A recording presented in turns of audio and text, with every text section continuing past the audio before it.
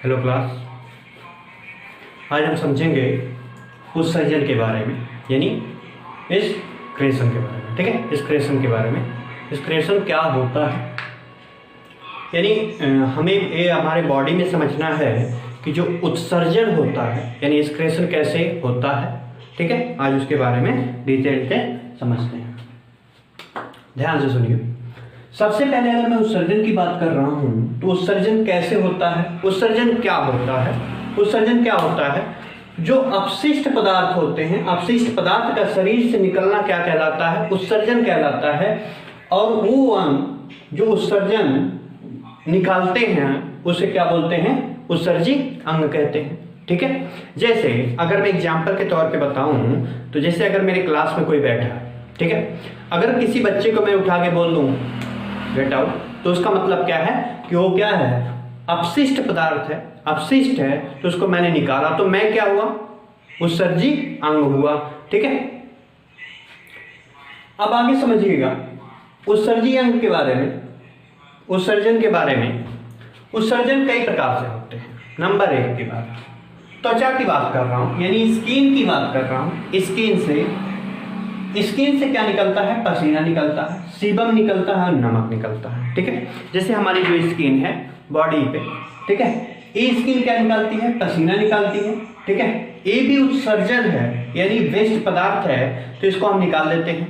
ठीक है, हमारी बॉडी रिलीज कर देती है। कौन निकालता है, स्किन निकालती है। अब स्किन के बारे में हम यहाँ से डिटेल नहीं पढ़ेंगे, हम अगले लेक्चर में, जब भी स्किन का लेक्चर आएगा, स्किन वाले टॉपिक में हम पढ़ेंगे स्किन के बारे में। ठीक है, पसीना निकालना, सीबम क्या होता है, जैसे अभी आप सो के उठ रहे हो तो बगल में, नाक के बगल में क्या होता है, कुछ ऑयली पदार्थ लगा होता है। ठीक है, उसे क्या बोलते हैं, सीबम कहते हैं। ठीक है, और नमक का उत्सर्जन करना। नमक कैसे, जैसे अभी मान लो ब्लैक शर्ट पहने हो, ब्लैक कपड़ा पहने हो, तो गर्मियों के सीजन में क्या होता है कि वहां पे जब निकाल कर रखो तो व्हाइट सा लेयर बन जाती है। ठीक है, तो नमक का उत्सर्जन कौन कराया, त्वचा कराई, यानी स्किन कराई। अगर मैं बात करूं दूसरे नंबर पे आता है लंग्स। लंग्स मतलब फेफड़ा। ठीक है, फेफड़ा किस चीज का उत्सर्जन कराता है, CO2 है, CO2 का, कार्बन डाइऑक्साइड का उत्सर्जन करा देता है। वाष्प का मतलब क्या होता है, जिससे ठंडक के मौसम में आप देखते होंगे कि अगर आप ऐसे सांस बाहर निकालते होंगे तो क्या होता है, वाष्प बाहर निकलती है। ठीक है, बलगम का, जैसे आपके अंदर अगर कोई बलगम हुआ है, ठीक है, जैसे आपको जुकाम हुआ है, जुकाम के वक्त क्या होता है, कई कंडीशन में ऐसा हो जाता है कि बलगम आना चालू होता है, तो बलगम को निकाला कौन, फेफड़े ने, यानी लंग्स ने। ठीक है, अब आता है तीसरे नंबर पे यकृत। यकृत मतलब लीवर। लीवर को हिंदी में, उर्दू में दूसरा नाम क्या होता है, गुर्दा होता है। ठीक है, जो लीवर होता है अमोनिया को यूरिया में परिवर्तित कर देता है। हमारी बॉडी जो है वो अमोनिया बनाए, कौन बनाए, जो अमोनिया बना है ये गया लीवर में, तो लीवर इसको किस में कन्वर्ट कर दिया, यूरिया में कन्वर्ट कर दिया। ठीक है, यूरिया में परिवर्तित कर दिया। अगर मैं बात करूं उसके बाद, जब ये यूरिया किडनी में जाता है, किडनी की बात कर रहा हूं यहाँ पे, किडनी मतलब वृक्क की बात कर रहा हूं, किडनी में जाता है यूरिया, तो यूरिया से क्या कर देता है, पेशाब का उत्सर्जन करा देता है। ठीक है, ये मुख्य उत्सर्जी अंग कौन आता है, हमारा सबसे मुख्य उत्सर्जी अंग आता है किडनी आता है। ठीक है, इतना समझ में आया होगा। दोबारा एक बार ध्यान से सुनिएगा। अगर किसी चीज का बाहर निकालना, कोई अपशिष्ट पदार्थ को बाहर निकालना, जो निकाल रहा है वो क्या कहलाया, उत्सर्जी अंग कहलाया। ठीक है, और जो निकला वो क्या कहलाया, उत्सर्जी पदार्थ कहलाया। ठीक है, और वो क्या है, उत्सर्जी है, उत्सर्जन है। ठीक है, यहां तक समझ में आए। आगे चलते हैं।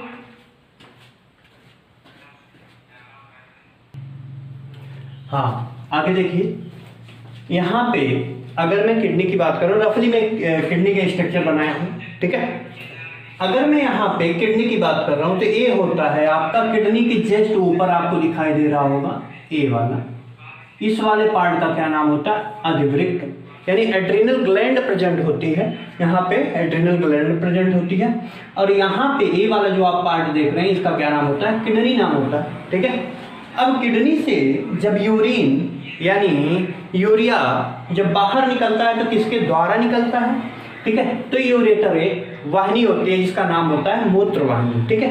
यूरेटर के द्वारा आया यूरिन, ये कहाँ आएगा, यूरिनरी ब्लैडर में आएगा, यानी मूत्राशय में चला आएगा, यहाँ पे आके इकट्ठा होगा, ठीक है। अधिक से अधिक, ज्यादा से ज्यादा कितना यूरिन इकट्ठा हो सकता है, अप्रॉक्स आधा लीटर, ठीक है, 500 ml तक इकट्ठा हो सकता है। अगर उसके बाद क्या होता है, जब यूरिन यहाँ पे इकट्ठा होता है तो उसको बाहर निकालने की जरूरत होगी, तो किसके द्वारा निकलेगा, यूरेथ्रा के द्वारा, ठीक है, यूरेथ्रा के द्वारा पास हो जाता है, ठीक है। इतना समझ में आया। एक बार दोबारा देखना, अधिवृक्क यानी एड्रीनल ग्लैंड यहाँ पे होता है, ये होता है एड्रीनल ग्लैंड, ये होती है किडनी, कितनी किडनी होती है, 2 किडनी होती है। राइट वाला थोड़ा सा नीचे होता है जबकि लेफ्ट वाला थोड़ा सा ऊपर होता है। रीजन ये होता है कि जो राइट वाला होता है उसकी जस्ट ऊपर लीवर होता है, तो लीवर उसको थोड़ा सा दबा के रखता है, ठीक है, इसको, बट मैंने ऐसे ही बना दिया हूं, आपको इतना समझ लेना। जो राइट वाला है, ये राइट वाला आपको दिखेगा, ये राइट है और इधर लेफ्ट है, ठीक है, इधर लेफ्ट है। राइट वाला हल्का सा नीचे होता है, क्यों होता है, क्योंकि लीवर उसके जस्ट ऊपर प्रेजेंट होता है, ठीक है।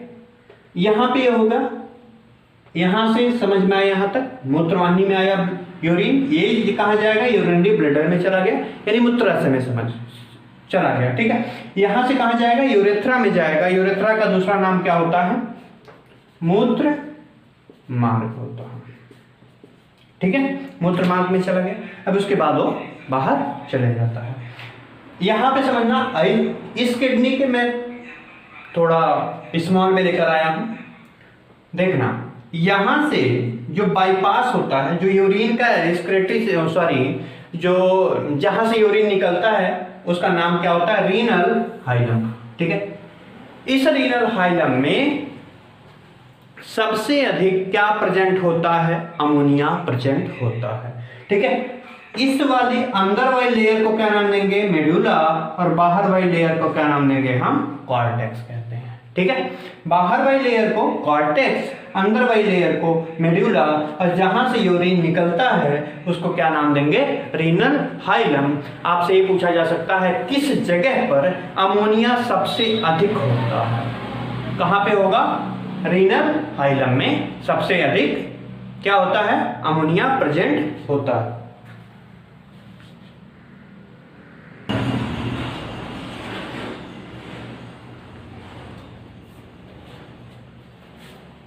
हाँ देखिए, जो किडनी होती है, किडनी का यूनिट यानी इकाई क्या होता है, नेफ्रॉन होता है, ठीक है। यूनिट कितना क्या होता है, नेफ्रॉन होता है, जो कितना होता है, 8 लाख, कितना होता है, 8 लाख होता है, यहाँ पे लिख दे रहे हैं,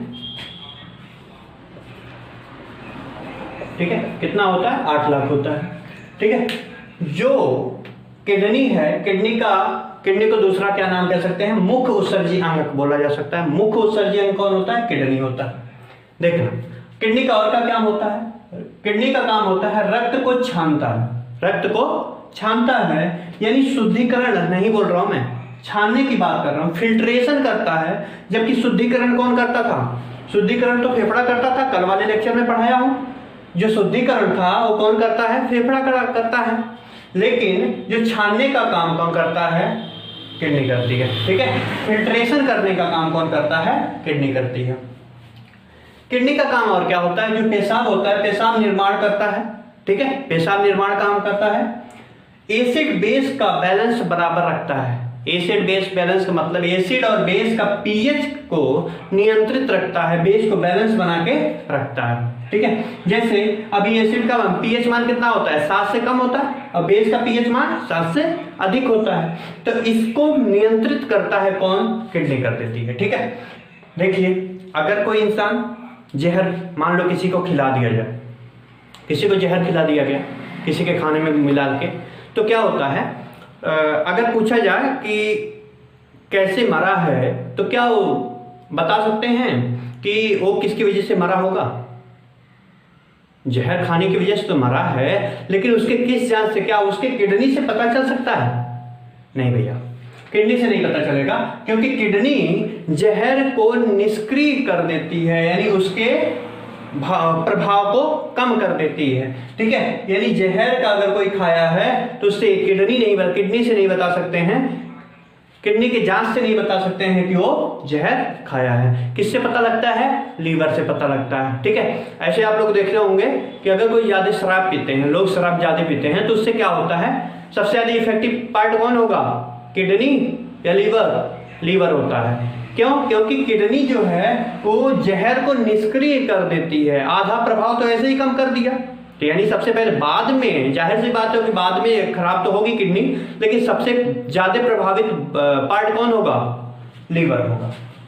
ठीक है, देखिए किडनी की संख्या कितनी होती है? 2 होती है। भार कितना होता है? 140 ग्राम होता है। ठीक है, देखिए किडनी के बाहर की झिल्ली पाई जाती है, बाहर एक झिल्ली पाई जाती है जिसका नाम होता है, क्या नाम होता है? पेरिटोनियम झिल्ली। ठीक है, पेरिटोनियम झिल्ली पाई जाती है। किसके बाहर पाई जाती है? किडनी के बाहर पाई जाती है। देखिए, ठीक है, अभी मैं कुछ समय पहले ही बताया हूं कि आंतरिक भाग क्या कहलाता है? मेडुला कहलाता है, और बाहरी भाग कॉर्टेक्स कहलाता है। ठीक है, प्रवेश द्वार रीनल हाइलम होता है। रीनल हाइलम क्या होता है? रीनल हाइलम में सबसे अधिक मात्रा में अमोनिया प्रेजेंट होता है। ठीक है, यहां तक समझ में आया? आगे चलते हैं।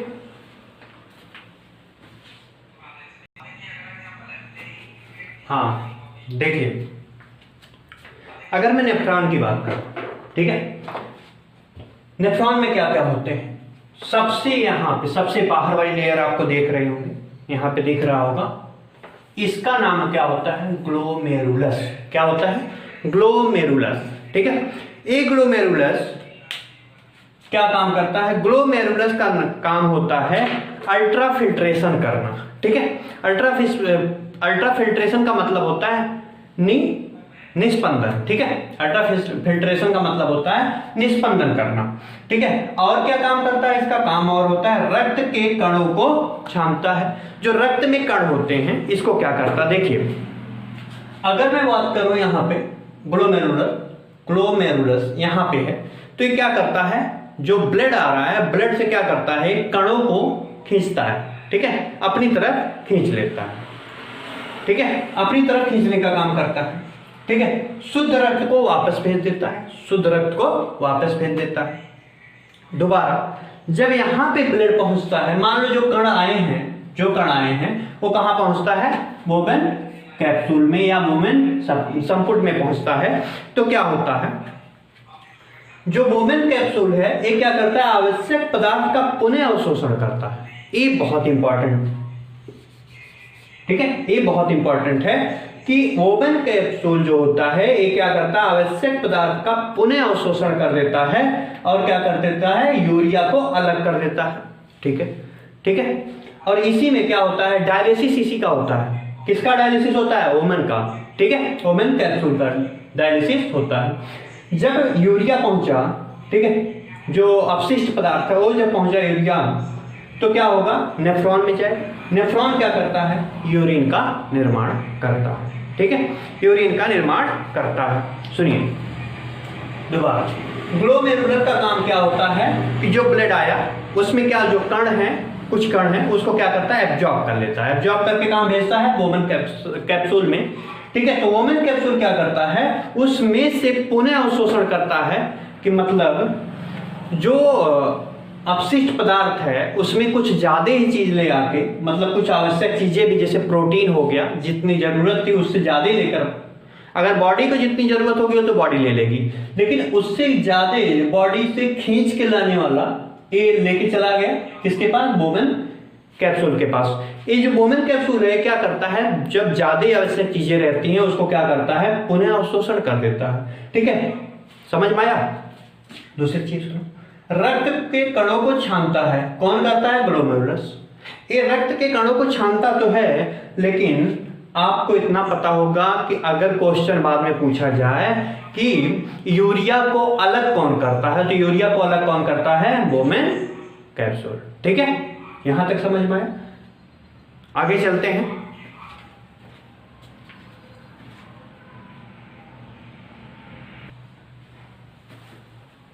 हाँ, आगे सुनिए। जो यूरिन होती है यानी पेशाब जो होता है, ठीक है, इसमें 95% क्या होता है? वाटर होता है यानी जल होता है। 2% क्या होता है? यूरिया होता है, और 3% में और भी चीजें प्रेजेंट हो जाती हैं। जैसे अगर मैं बात करूँ क्या नाम है उसका, विटामिन आ गए और भी मिनरल्स, बहुत सारे मिनरल्स आके 3% में आ जाएंगे। ठीक है, पीएच मान कितना होता है 4.8। जब पीएच मान 4.8 है, पीएच रेशियो कितना है 4.8 है, तो ए अम्लीय होगा या क्षारीय होगा? अम्लीय होगा, क्योंकि जिसका पीएच मान 7 से कम होता है वो क्या होता है, अम्लीय होता है। ठीक है, जिसका स्वभाव क्या होगा, अम्लीय होगा। इसका कलर जो जानते हो आप लोग, यूरिन का जो कलर होता है वो पीला होता है, यानी येलो होता है। किसकी वजह से होता है? यूरोक्रोम की वजह से होता है। किसकी वजह से होता है? यूरोक्रोम की वजह से होता है। ठीक है, इसमें जो गंध आती है, यूरिया में जो गंध आती है, ठीक है, पेशाब की जो गंध होती है वो किसकी वजह से होता है? अमोनिया की वजह से। ठीक है, कभी कभी आप देखे होंगे कि दीवारों पे अमोनिया ज्यादा उत्सर्जित करने पर क्या हो जाता है, दीवारें गिरना स्टार्ट हो जाती हैं। क्यों? क्योंकि अमोनिया बहुत ज्यादा खतरनाक होता है। ठीक है, आगे बात करते हैं किडनी की बीमारी की बात करो।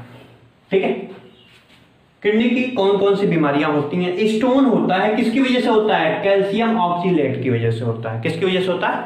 कैल्शियम ऑक्सीलेट की वजह से होता है। ठीक है, यूरेनिया, यूरेनिया का मतलब होता है अमोनिया बढ़ जाना, अमोनिया का बढ़ जाना यूरेनिया कहलाता है। ठीक है, अगला बीमारी का नाम सुने होंगे आप, गठिया यानी गॉट। गॉट किसकी वजह से होता है? यूरिक एसिड बढ़ जाता है। यूरिक एसिड बढ़ा तो हमारी बॉडी में साइनोइड, देखिए अगर मैं जॉइंट की बात करूं तो यहाँ पे साइनोडियल फ्लूइड प्रेजेंट होता है, साइनोडियल फ्लूइड प्रेजेंट होता है। ये साइनोडियल फ्लूइड क्या करता है, हमारे दोनों बोन्स को टकराने से बचाता है। जैसे दोनों बोन है, इसको टकराने से बचाता है। एक ग्रीस की तरह काम करता है, ग्रीस, ऑयल ग्रीस की तरह काम करता है। ठीक है, तो जब साइनोडियल फ्लूइड कम हुआ, किसकी वजह से कम हुआ? यूरिक एसिड बढ़ जाता है। यहाँ पे यूरिक एसिड बढ़ा तो क्या होता है, पेन होना स्टार्ट होता है। ठीक है, यहाँ पे अगर यूरिक एसिड बढ़ा तो साइनोडियल फ्लूइड कम हो गया, तो यहाँ पे आपस में रगड़ाहट की वजह से क्या होता है, पेन होना स्टार्ट होता है, जिसको क्या नाम देते हैं, गठिया रोग। ठीक है, अगला आता है किडनी खराब हो जाना। अगर किसी की किडनी खराब हो रही है, एक किडनी खराब होने से कोई दिक्कत नहीं है, बिल्कुल भी कोई दिक्कत नहीं आती है, दोनों किडनी खराब होने पे दिक्कत हो। ठीक है, एक किडनी अगर खराब है, मान लो किसी की दोनों किडनी खराब होती है, तो किसी का ट्रांसप्लांटेशन अगर कराया जाता है तो 48 घंटे के अंदर मरे हुए इंसान से अगर किडनी आप ट्रांसप्लांट करा रहे हैं तो कितने घंटे के अंदर कराना होगा? 48 घंटे के अंदर कराना होगा। ठीक है, आगे चलते हैं मुख्य उत्सर्जी पदार्थ पे। हाँ सुनिए, मुख्य उत्सर्जी पदार्थ में कौन, जैसे मुख्य उत्सर्जी पदार्थ कैसे होते हैं? जो प्लांट होते हैं यानी पादप, पेड़, ट्री, ये क्या उत्सर्जन करते हैं? लासा और गोद। जैसे कभी पेड़ को कट हुआ करो, कट करने के 1-2 दिन बाद देखोगे ना तो वहां पे लासा टाइप निकलने लगेगा। ठीक है, ये उसका उत्सर्जी पदार्थ है। आगे आता है यूरियोटेलिक। यूरियोटेलिक क्या होता है? यूरियोटेलिक का मतलब होता है जो उत्सर्जन में यूरिया प्रोवाइड करे, यानी उत्सर्जी पदार्थ क्या हो, यूरिया हो, वो क्या होते हैं? यूरियोटेलिक आते हैं। हम लोग क्या हैं? यूरियोटेलिक है ना। ठीक है, इसमें कौन आएगा? मैमल्स आएंगे, यानी मानव और पशु आते हैं। ठीक है, देखिए आगे चलते हैं। यूरिकोटेलिक का मतलब क्या है? यूरिकोटेलिक का मतलब होता है यूरिक एसिड का उत्सर्जन होना। जो लोग उत्सर्जी पदार्थ में यूरिक एसिड को निकालते हैं वो क्या कहलाते हैं? यूरिकोटेलिक कहलाते हैं। जैसे इसमें कौन कौन आएगा? पंछी आएंगे और सरीसृप आएंगे। पंछी का मतलब है भी, सरीसृप का मतलब रेप्टाइल्स आते हैं। ठीक है, सरीसृप का मतलब होता है, रेप्टाइल्स का मतलब जो रेंगने वाले आते हैं, जैसे कुछ भी मान लो आया, सांप हो गया, ठीक है, गिरगिट हो गया, छिपकली हो गई, ये सब किस में आते हैं? यूरियोटेलिक में आते हैं। ठीक है, अब आता है एमिनोटेलिक। अमोनोटेलिक का मतलब होता है वो जीव जो अमोनिया उत्सर्जन करे। जैसे कौन आता है? मछली होती है और कीट होते हैं, ये क्या डायरेक्ट क्या करते हैं? अमोनिया को ही उत्सर्जित कर देते हैं। ठीक है, अगला आता है ग्वानोटेलिक। ग्वानोटेलिक का मतलब जो जीव ग्वानीन उत्सर्जित करे, उत्सर्जन में निकाले, वो क्या कहलाते हैं? ग्वानोटेलिक। जैसे इसमें एग्जाम्पल में कौन आएगा? मकड़ी आती है। ठीक है, आशा करता हूं आप लोग ये वाला टॉपिक अच्छे से समझ गए होंगे। ठीक है, मिलते हैं अब अगले लेक्चर में।